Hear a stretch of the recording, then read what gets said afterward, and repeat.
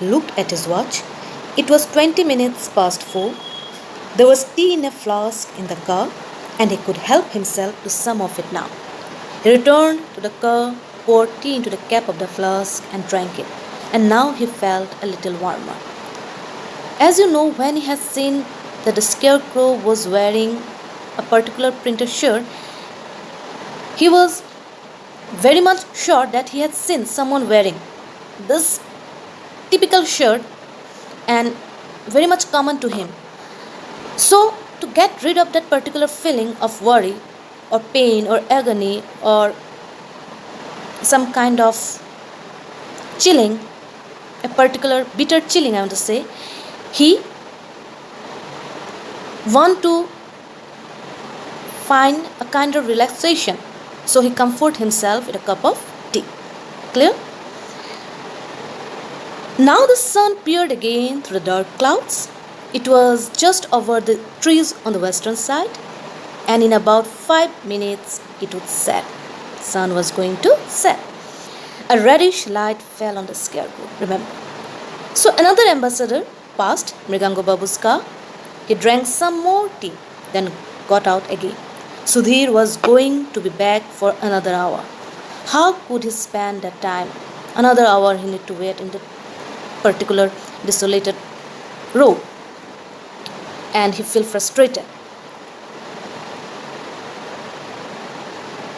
So the western sky now turned crimson, a deep red color. The clouds had moved away, and a red disk soon sank into the horizon. Now the sun was completely set. It would not be long before dusk fell. The scarecrow, for some unknown reason, Mrigango Babu continued to feel strangely drawn towards that figure. Unintentionally, he was finding a kind of connection to that particular statue, particular object, scarecrow, and he was staring at that particular figure for a long time now. He looked steadily at it. In a few minutes, he noticed a few things that made his heart beat faster. What happened? Yes, he finds some kind of changes, some kind of variation in that particular object. Had its appearance changed somewhat? Had the two arms been lowered a little? Wasn't it standing a little less stiffly and more like a real man? The scarecrow was coming alive. It gives the impression of what? Real human being. And what was that? Was there a second pole standing upright next to the first one? Or were those not bamboo poles at all but legs? The bamboo poles turns into what? Legs. Real legs. The black pot too seemed much smaller, and it took the turn of a human head, remember. Mrigango Babu normally did not smoke heavily. He wasn't a chain smoker. But at this moment, as he was completely terrified, he felt a need to light another cigarette. Standing there in this remote spot, he was seeing things. No one is there, remember. He was completely lonely. A lonely being standing in the middle of nowhere. And everything happening in front of his eye. The scarecrow, the object, turned into a real human being. And this particular object now approaching, facing towards him and approaching, coming forward to him. Could the figure of a scarecrow come to life? No, of course not. But Mrigango Babu's eyes went back to it. Now there could be no doubt at all. It had moved forward. No, it was more than that. The scarecrow was moving, advancing towards him, as I already said. It was walking with a limp, but most certainly it had two legs. Instead of an earthen pot, it had a human head, but still had the same shirt on and a short, slightly dirty dhoti. So he was wearing the same printed red and black printed shirt, familiar shirt to whom? To Mrigango Babu, and he was wearing a very dirty, torn one dhoti. and shot Babu.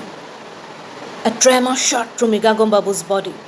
The scarecrow had actually spoken with a human voice, and he had recognized it. Finally, the scarecrow had spoken. And what was word? Babu. And he was completely terrified now. And yes, true, he recognized it. It was the voice of whom? Aviram, who had been Mrigango Babu's servant.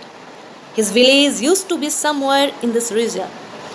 Mrigango Babu had once asked him where he came from, and he had said his village was next to Mankar. Mankar was the name of the station that came before Panagar. Now you find the connection. See the connection. That's why his car had stopped somewhere between nowhere just to have this particular experience, particular situation, just to face this particular situation. Remember, so it is completely a kind of coincidence. I'm not going to say coincidence, but yes, it was the thing that need to happen, and why it's actually happening, we're going to find it now. Terrified, Mrigango Babu took a few steps backwards and stood leaning heavily against his car. Aviram was now much closer, standing only about 10 years away. Can you recognize me, Babu? He asked. Mrigango Babu mustered all his courage and said, You are Aviram, aren't you? Yes. So you did recognize me, even after all these years. Aviram looked no different from an ordinary normal man. Perhaps that was why Mrigango Babu could find the courage to speak. Yes, he said, it was your shirt that reminded me of you. Didn't I buy you that shirt? Yes, you are Aviram. Now I perfectly recognize you. And that particular shirt you was wearing, that particular shirt was actually who? Was I had given by whom? Had given by Mrigango Babu to Aviram. Yes, that's right. You did a lot for me, Babu. But why did it all have to end so badly? I was perfectly innocent, and why didn't you believe me? Why didn't you believe me? Sorry. Yes, sir, master, you had done great thing for me. You had done lots of things for me, lots of favor. But why it had ended so badly? Because I am completely innocent. Means something happened to whom? To Aviram. Something bad happened to Aviram. And that bad and the worst thing done by whom? By his master. That is Mrigango Babu. Why didn't you believe me? Mrigango Babu recalled what had happened. Flashback. Now he was recalling what had happened 3 years ago, remember. Aviram had worked for his family for 20 years. Everyone trusted him. However, one day he seemed to have lost his head. He stole the gold watch Mrigango Babu had been given as a wedding gift. Aviram denied the charge, of course, but he had both the time and opportunity to remove the object. Besides, when Mrigango Babu's father called a local witch doctor who cast a spell and made an ordinary wicker to spin and rotate until it stopped pointing at Aviram, there could possibly be no doubt about his guilt. Aviram lost his job. For 20 long years, Aviram did a very faithful service to whom? To his master, Mrigango Babu. But suddenly what happened? One day, he was turned as a thief, as he had stolen a gold watch of his master, and it was actually a wedding gift to Mrigango. He denied, he requested, he pleaded, I'm innocent, but they didn't believe him, because all the evidence, all the witnesses actually pointing whom? Pointing Aviram as a thief. And it was done by bringing a local witch doctor who actually cast a spell by making an ordinary tray rotate. And it's completely rotate, pointing to whom? Pointing to Aviram, and he found guilty undoubtedly, and as he lost his job. Do you know what happened to me after I left? He now asked. I never walked anywhere else. I couldn't, because I fell ill. I got dropsy, and it became serious.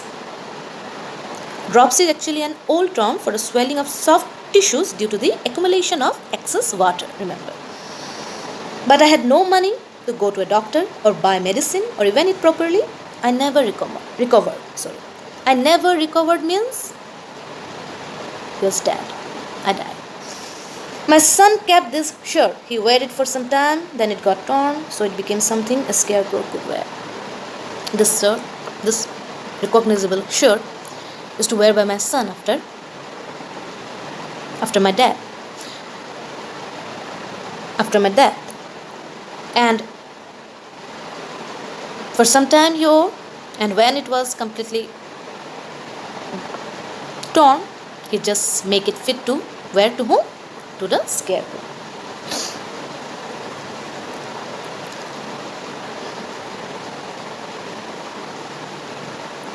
And I became that scarecrow.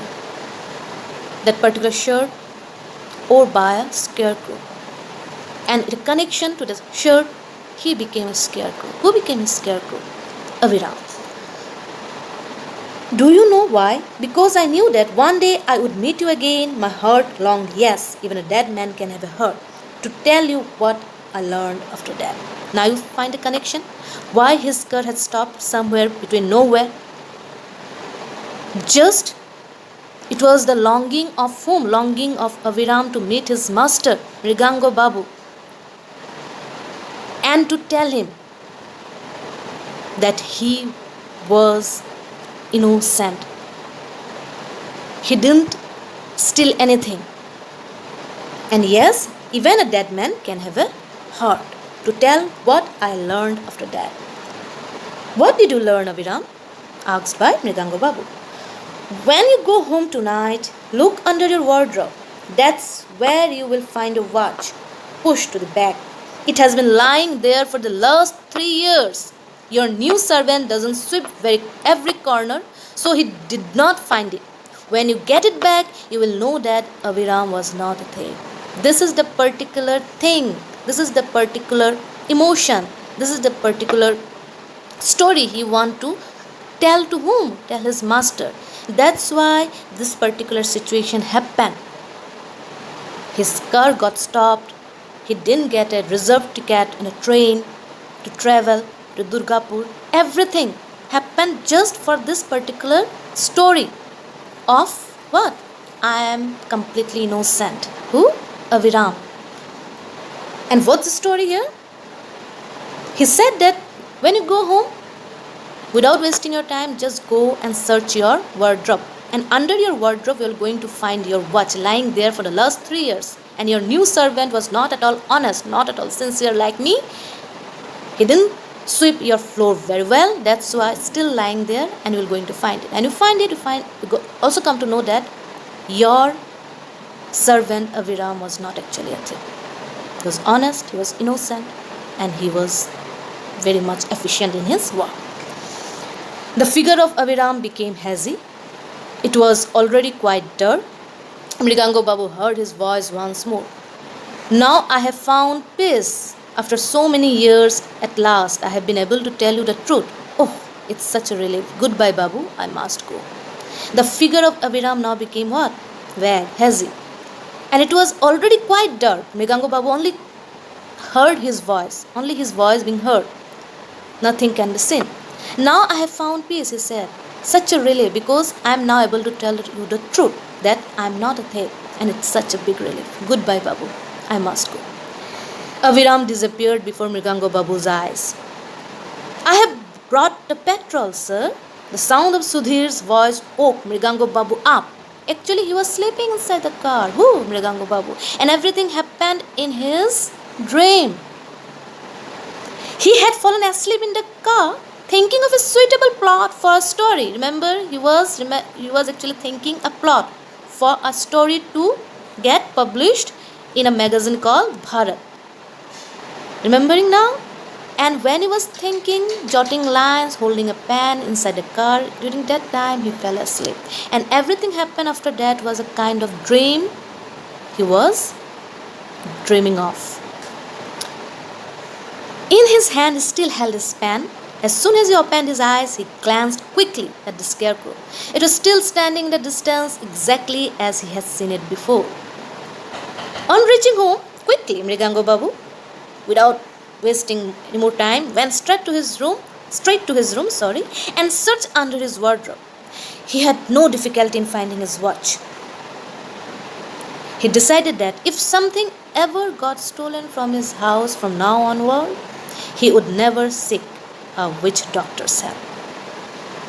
So, Abiram was perfectly innocent. He went home, he reached home, looked for it under his wardrobe, and he found his watch lying there for the last 3 years. And he actually regretting a lot, and a kind of what? A kind of affirmation he had taken that if ever had stolen from my house, I'm never going to seek witch, that is local witch doctor's help. And that's how the story comes to an end.